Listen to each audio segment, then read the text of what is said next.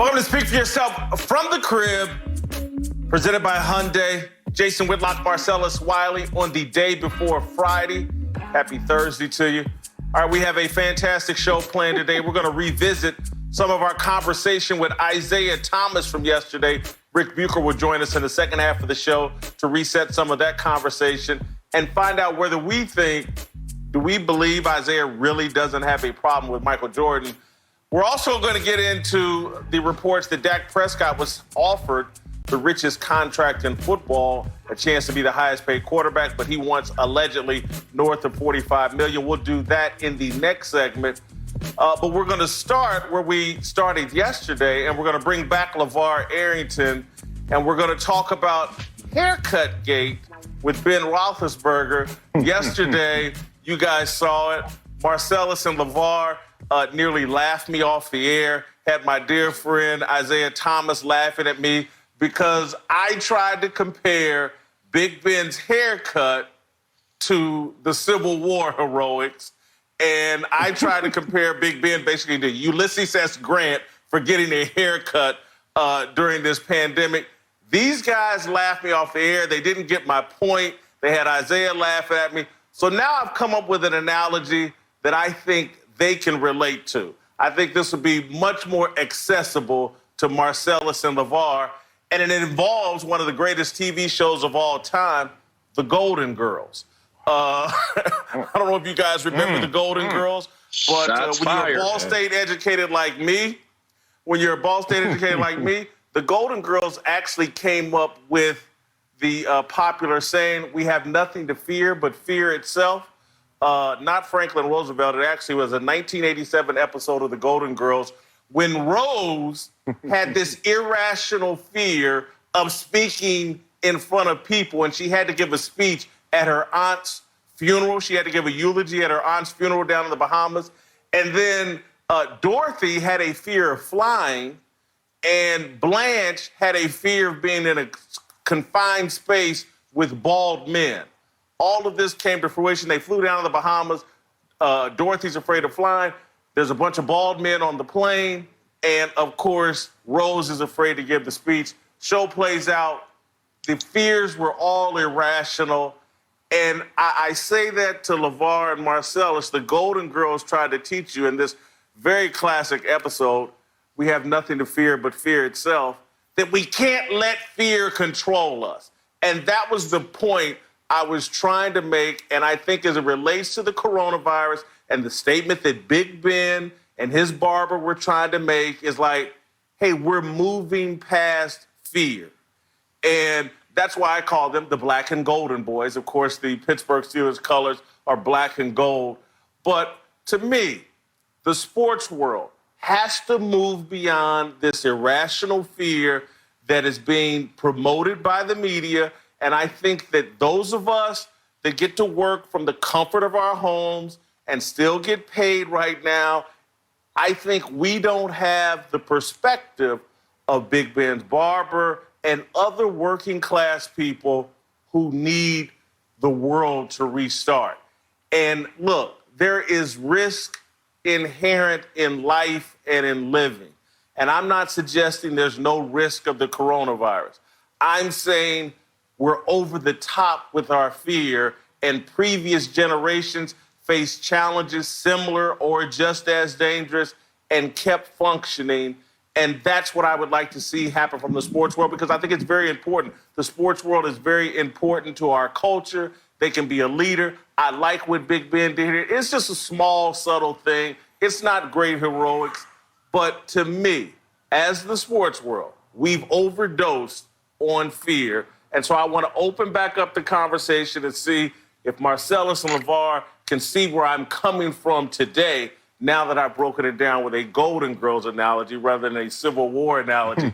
Has the sports world overdosed on fear, Marcellus? No, they have not. Only thing I'm getting from haircut gate is an overdose of ignorance or entitlement. One or both. You tell me. This situation, look, respect to the barber, respect to all small businesses out there, But let's not confuse who this guy is. He's just a jock sniffer who got caught up in Steeler Nation and wanted to compromise our nation for Steeler Nation and the opportunity to cut Ben Roethlisberger's hair in hopes that they can return to the Super Bowl because he touched the garb of the great Ben Roethlisberger. This is crazy for anyone to say this is even a small gesture of protest for small businesses. How? He didn't even take any money from it. If you're a small business who right now is desperate for the economy to open up so you can make these transactions, if he's going to be a poster child for that, at least make a transaction from the rich and wealthy Ben Roethlisberger. But he didn't. And don't give me this whole protest that he was doing it to bring shine to him and this small business and his barber shop. Because we would have known who he was or the barbershop's name until he got the governor's rebuke. So I hear you in terms of the kernel of truth that you're standing on. You're saying, look, freedom comes at a cost. Liberty comes at a cost. Opening up this economy is going to come at a cost. But this is the wrong example to use for that message. Well, first, I'm going to start off by saying the backhanded compliment of taking it away from the Civil War is pretty creative on your part, first and foremost. But making it another backhanded compliment by comparing it to the Golden Girls, which, by the way, Blanche was my first cougar crush when I was growing up. But I do think that the sports culture, the sports world has overdosed on coronavirus fear, and I'm gonna tell you why. Because the sports culture is not afraid of the coronavirus. All right, the sports culture is built on and bases it's off of achievement, off of competition. So when I think of our sports culture and I look at how many guys are still exercising and still working out and going about their daily lives and trying to prepare themselves, I look at it from the standpoint of people are definitely overdosed by the fear factor, because we all know in sports and sports culture, fear is not a word that you use unless you're saying, I'm going to use it to drive me. It's a driving force. It's not what you build the premise and the, the pillars of what competition in sports represents. I'm going to say this, trying to jump off your point, LeVar, that there is risk in sports, in football, injury, serious injury in football and some of these contact sports, ultimate fighting, boxing, whatever. And athletes make that calculation of how much risk is involved in these sports. And all I'm saying is, let's be driven by the data. And the data says, pretty overwhelmingly, young people, particularly healthy young people, coronavirus is not a death sentence. And so that also means even your children of these young athletes, the data says that it's not a real health risk for them. And so do I mean to say, let's go out here willy-nilly and just open things up? No, that's not what I'm saying. But we have overreacted to some degree, and all of this talk of no college football season and California, no pro sports, and I know Gavin Newsom has backed off, but I just think a lot of us that are in the media or celebrity athletes, we are so addicted to Twitter, and Twitter drives so much of our thinking and makes us interpret everything based on politics rather than just common sense. And so Twitter has made this thing, if you're for opening the economy, you're a Republican. If you're against it, you're a Democrat. And people start making decisions based off that. Some of us are removed from politics, and my only concern is my dad was a small businessman in Indianapolis my whole life. My mother was a factory worker who lived check to check. These people that are going without right now, we have to stop this, and this is why I say sports world. We have to be leaders because we've always been leaders. Yes, there is risk. Some athletes may get sick. God forbid, some athlete may die. But I still say we must continue on because the people that founded this country and set it up for us all to have the opportunity to live the remarkable lives that these three guys talking on TV are living, they made some courageous sacrifices and did not allow fear to control their attitude, behavior, or actions. And I just think we've gone a little overboard with fear. I disagree. The fear of reality can be substantiated by numbers. And as you're pointing to, there are numbers that can say that our fear is out of control. But the fear of the unknown can't be substantiated with these numbers because it's unknown where this could go. You look at China right now facing their second wave of the coronavirus because they opened up, quote unquote, too soon, whatever that date is. So you have to be very careful of the two different fears that we're talking about right now. And let's just be real about the sports world. I have underlying conditions. I am asthmatic.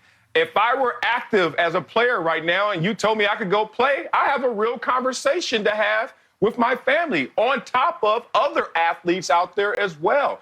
And this situation to me comes to hit me like it's not just about me, the athlete. Yeah, I'm young. If I didn't have underlying conditions, the 70, 80, 90% of the athletes who don't, it's about their families. It's about, does my mother feel every hit that I'm taking, every compromised situation I'm in? My grandmother, I'm putting them in harm's way when I go out there and say, I'm fine, but I'm not so certain you are. So it's a whole different situation when you look at these guys.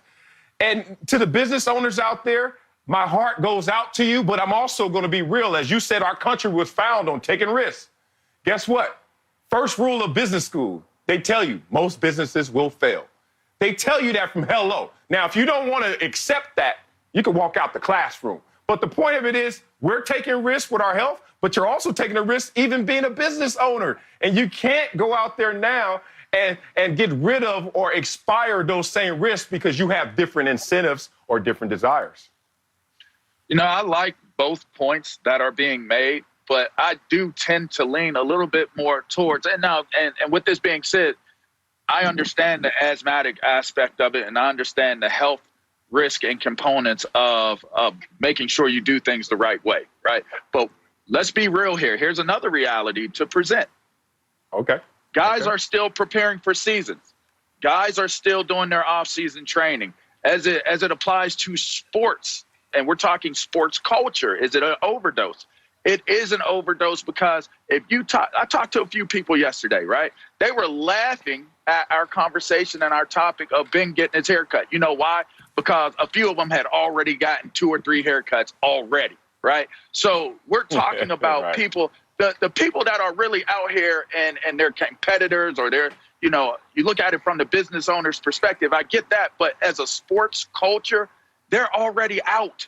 They're already out. They're already figuring it out. They're already moving about. So it's kind of trying to figure out how does that match and meet up with what you're talking about with these people in their businesses with and Marcellus. But as far as a sports culture, it has been an overdose because sports culture is not accepting that we have to stop life because of the COVID virus. And listen, obviously, if you got a TV and you're looking at me right now, I have a pre-existing condition. I'm overweight. There's no question about it. I don't think the world should stop to protect me. If I get caught up, that's on me. I don't want life to stop for these young people. I defended Dak Prescott when he was out.